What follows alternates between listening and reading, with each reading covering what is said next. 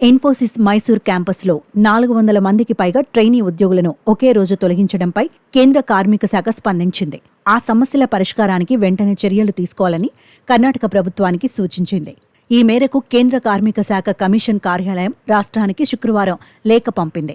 సామూహికంగా ఉద్యోగుల తొలగింపుపై రాష్ట్ర ప్రభుత్వ అధికారులు జోక్యం చేసుకోవాలని లేఖలో కోరింది.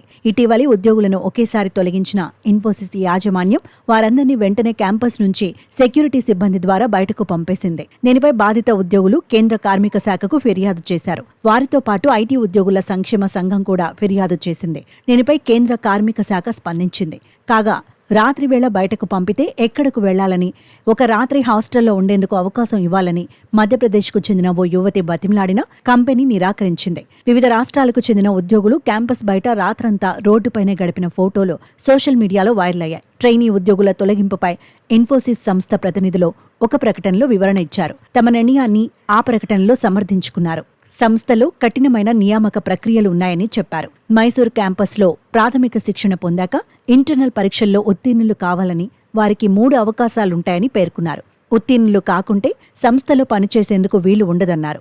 ఈ మేరకు ముందుగానే వారితో ఒప్పందం చేసుకుంటామని వెల్లడించారు.